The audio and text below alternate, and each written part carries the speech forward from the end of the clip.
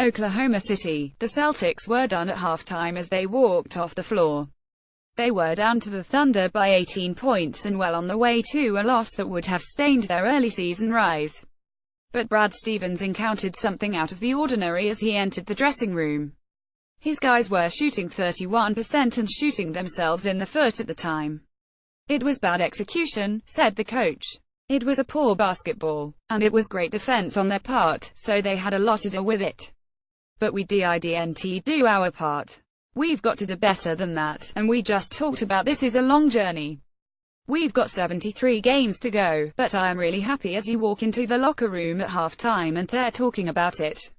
They know that they're not playing at the level that we need to play at to beat a team like this. 24 minutes later, the Celts had weathered the thunderstorm and emerged with both a 10,194 victory and the best record in the NBA, said Kyrie Irving at halftime. "Well, I was back there trying to contemplate whether I wanted to throw a cooler. I was 1 for 9 in the first half, so I was back there getting my thoughts together and understanding my rhythm was going to come. We were all discussing what was going on and we understood there were things we can control, especially on the defensive end. We did some great things in the first half on the defensive end, but offensively we were putting ourselves in some bad spots. We were talking about that and going play for play, watching the film. Coach didn't need to show any clips or anything like that, despite playing much of the evening as if they didn't really belong with the league's big lads. The Celts walked away with a 7th straight win and a 72 mark.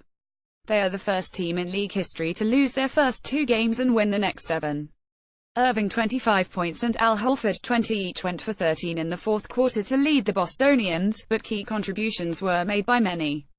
Paul George had 25 for Oklahoma City, and Russell Westbrook 19 to go with 11 assists, but Carmelo Anthony made just 3 of his 17 shots on the way to 10 points.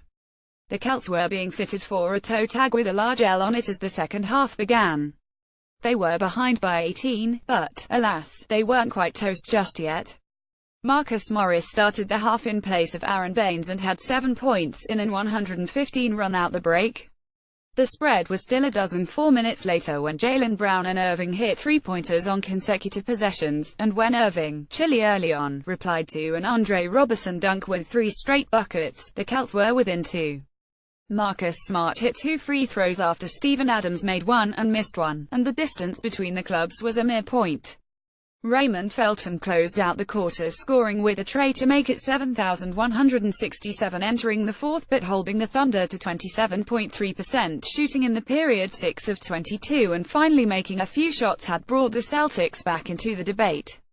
The Thunder were clinging to a 5-point advantage when the Celts made another move.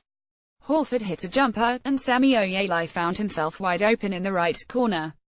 The rookie hesitated a split second, then drilled a tray that evened the game at 79. Horford then gave the C's their first lead since 10 when he took a feed from Irving on the right sideline and stuck another 3. After a George driving dunk, Irving hit a tray while being fouled. He missed the free throw, but rushed in to grab the rebound and convert it for an 8,781 edge with 414 left.